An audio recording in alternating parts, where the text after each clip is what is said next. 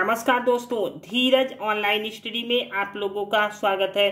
दोस्तों, अगर आप लोग एसएससी सीएचएसएल के एग्जाम की तैयारी कर रहे हो तो ये वीडियो आप लोगों के लिए बहुत उपयोगी होने वाली है, क्योंकि आज हम लोग साइंस के मोस्ट इम्पॉर्टेंट क्वेश्चन पर डिस्कस करेंगे जो आपके आगामी परीक्षा के लिए उपयोगी है। तो आइए वीडियो प्रारंभ करते हैं। और आज का पहला प्रश्न है कि न्यूटन ने 1687 ईस्वी में अपनी किस पुस्तक में सबसे पहले गति के नियम को प्रतिपादित किया था? इनमें से बताइए सही जवाब क्या है। देखिए, सही जवाब है ऑप्शन ए, प्रिंसिपिया। देखिए, न्यूटन ने सबसे पहले 1687 ईस्वी में अपनी पुस्तक प्रिंसिपिया में गति के नियमों को प्रतिपादित किया, इसलिए इन नियमों को न्यूटन का नियम कहते हैं। ठीक है। अगला क्वेश्चन है, निम्नलिखित में से पाइरेलियोमीटर का प्रयोग किया जाता है? ऑप्शन है सौर विकिरण के लिए, ऑप्शन बी है गैसों के दाब के लिए, ऑप्शन सी है विद्युत प्रतिरोध के लिए, या ऑप्शन डी द्रवों के घनत्व के लिए। इनमें से बताइए सही जवाब क्या है। देखिए, सही जवाब है ऑप्शन ए, सौर विकिरण के लिए। देखिए, पाइरेलियोमीटर एक ऐसा उपकरण है जो सीधे सूर्य से आने वाले सौर विकिरण को मापता है। ठीक है। विकिरण की SI इकाई क्या है? वाट प्रति वर्ग मीटर। ठीक है। देखिए, गैसों के दाब मापने का यंत्र क्या है? मैनोमीटर। ठीक है। अगला क्वेश्चन है, कॉस्मिक किरणों की खोज किसने की थी? Option A Victor Hess, option B Huygens, option C Einstein, या ऑप्शन डी रदरफोर्ड। इनमें से बताइए सही जवाब क्या है। देखिए, सही जवाब है ऑप्शन ए, विक्टर हेंस। देखिए, कॉस्मिक किरणों की खोज विक्टर हेंस ने की थी। ठीक है। देखिए, विक्टर हेंस को 1936 में नोबेल पुरस्कार मिला। देखिए, कॉस्मिक किरणें उच्च ऊर्जा वाले कण होते हैं जो अंतरिक्ष के बाह्य भाग में उत्पन्न होती है, और इसकी गति प्रकाश की गति के समान होती है और पृथ्वी के चारों तरफ पाई जाती है। ठीक है। अगला क्वेश्चन है, हिबिस्कस रोजा साइनेंसिस किसका वैज्ञानिक नाम है? ऑप्शन है गाय का, ऑप्शन बी गुलहड़ का, ऑप्शन सी गुलाब का, या ऑप्शन डी बंदर का। इनमें से बताइए सही जवाब क्या है। देखिए, सही जवाब है ऑप्शन बी, गुलहड़ का। देखिए, गुलहड़ का वैज्ञानिक नाम है हिबिस्कस रोसा साइनेंसिस। ठीक है। देखिए, गुलहड़ पुष्प को जंपा कुसुम के नाम से भी जाना जाता है। ठीक। देखिए, गुलहड़ में कैरोटीन पाया जाता है जो बालों के लिए फायदेमंद है। ठीक है। गुलहड़ में विटामिन सी, फाइबर, आयरन और एंटीऑक्सीडेंट पाया जाता है। ठीक।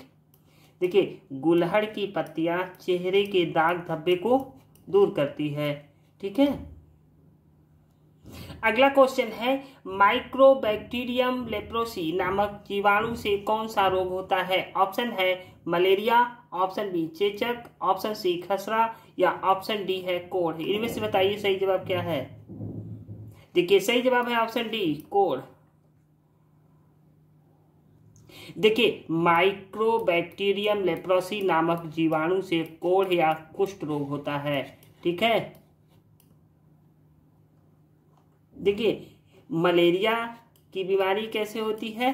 देखिए, मलेरिया की बीमारी प्लाज्मोडियम नामक परजीवी से होता है, और प्लाज्मोडियम नामक परजीवी मादा एनोफ्लीज मच्छर के शरीर में आश्रय लेता है, जिसे यह अपने डंक द्वारा मनुष्य के शरीर में पहुंचकर उसे बीमार कर देती है। ठीक है। अगला क्वेश्चन है, रॉबर्ट हुक ने प्रत्यास्थता का नियम कब प्रतिपादित किया? ऑप्शन है 1676, ऑप्शन बी है 1680, ऑप्शन सी है 1682, या ऑप्शन डी 1684। इनमें से बताइए सही जवाब क्या है। देखिए, सही जवाब है ऑप्शन ए, 1676। देखिए, अंग्रेज वैज्ञानिक रॉबर्ट हुक ने प्रत्यास्थता का नियम 1676 ईस्वी में दिया था। ठीक है। अगला क्वेश्चन है, थैलेसीमिया एक आनुवंशिक रोग है जिससे प्रभावित होता है? ऑप्शन है रक्त, ऑप्शन बी यकृत, ऑप्शन सी पित्त, या ऑप्शन डी आंत। इनमें से बताइए सही जवाब क्या है।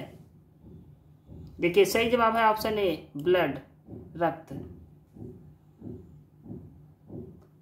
देखिए थैलेसीमिया एक आनुवंशिक रोग है। इस रोग में लाल रक्त कण यानी रेड ब्लड सेल्स आरबीसी में नहीं बन पाते हैं, और जो बन पाते हैं वे कुछ समय तक ही रहते हैं। ठीक है, देखिए यह एक ऐसा विकार है जिसके कारण खून की कमी हो जाती है और रोगी को एनीमिया हो जाता है। ठीक है,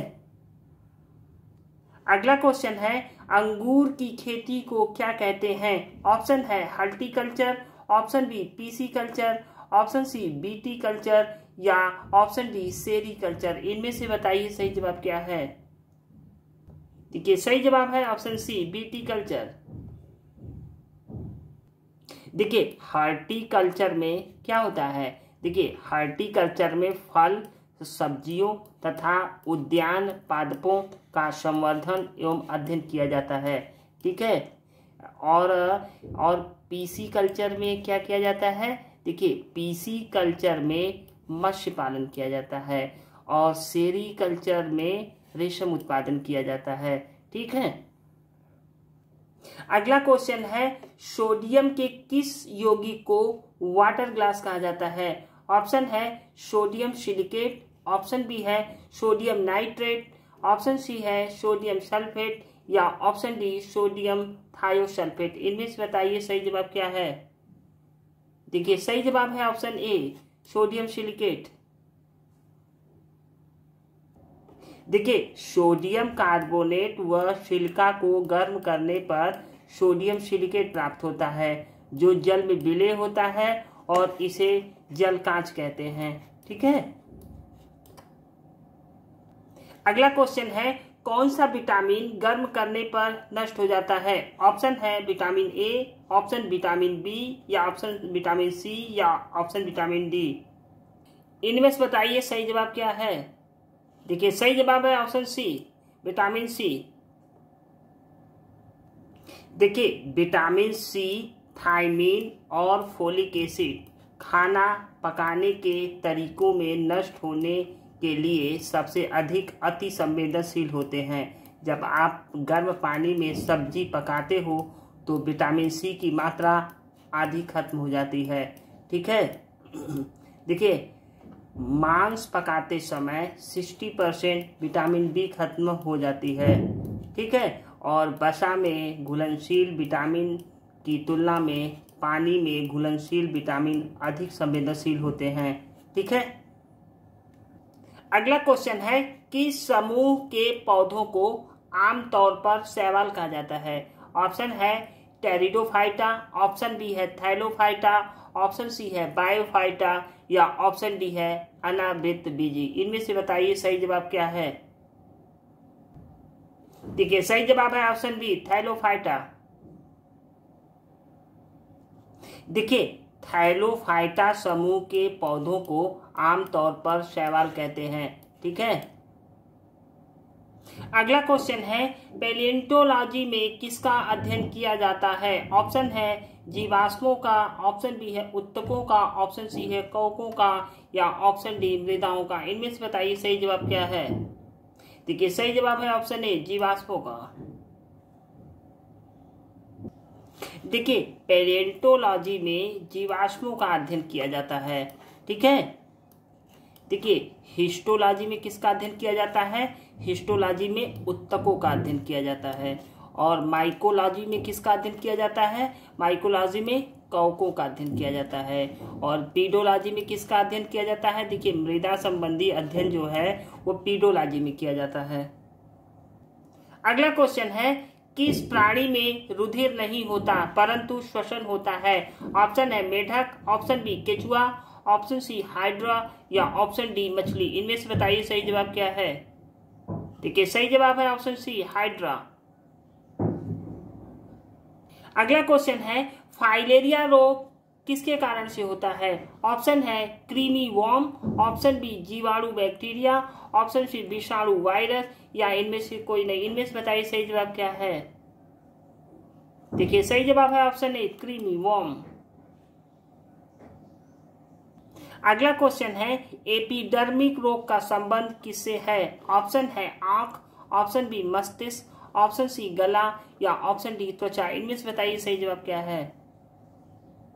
देखिए सही जवाब है ऑप्शन डी त्वचा। अगला क्वेश्चन है कड़वाहट के लिए मानव जीव का संवेदनशील क्षेत्र है। ऑप्शन है अग्रभाग, ऑप्शन बी मध्य भाग, ऑप्शन सी पीछे का भाग या ऑप्शन डी किनारा। इनमें से बताइए सही जवाब क्या है। देखिए सही जवाब है ऑप्शन सी पीछे का भाग। देखिए जब हम किसी वस्तु को खाते हैं तो इस वस्तु का स्वाद कैसा है इसका अनुभव हमें तभी होता है। ठीक है, देखिए कोई वस्तु मीठी है या नमकीन इसका पता हमें जीभ के अग्रभाग से पता चलता है। ठीक, और कोई वस्तु कड़वाहट है इसका पता हमें जीभ के पीछे भाग से पता चलता है। ठीक, और किनारे का भाग हमें खट्टे स्वाद का अनुभव कराता है। ठीक है, अगला क्वेश्चन है वह विटामिन कौन सा है जो रक्त को थक्के बनाने में प्रभावी होता है। Option A vitamin A, option A vitamin B, option A vitamin C या ऑप्शन है विटामिन के। इनमें से बताइए सही जवाब क्या है। देखिए सही जवाब है ऑप्शन डी विटामिन के। देखिए विटामिन के वसा में विलेय विटामिन है जो मानव द्वारा कुछ प्रकार के प्रोटीन का संश्लेषण करने के लिए जरूरी होता है। ठीक है, और विटामिन के की कमी से रक्त का थक्का नहीं बनता। अगला क्वेश्चन है आधुनिक आवर्त सारणी का आविष्कार किसने किया था। ऑप्शन है फैराडे, ऑप्शन बी है मेंडलीव, ऑप्शन सी है मोसले या ऑप्शन डी बोहर। इनमें से बताइए सही जवाब क्या है। देखिए सही जवाब है ऑप्शन सी मोसले। देखिए आधुनिक आवर्त सारणी की खोज ब्रिटिश वैज्ञानिक मोसले ने 1913 में की थी। ठीक है, देखिए परमाणु संरचना के संदर्भ में तत्वों को एक विशिष्ट गुण की खोज की और इसका नाम उन्होंने परमाणु संख्या या एटॉमिक नंबर दिया। ठीक है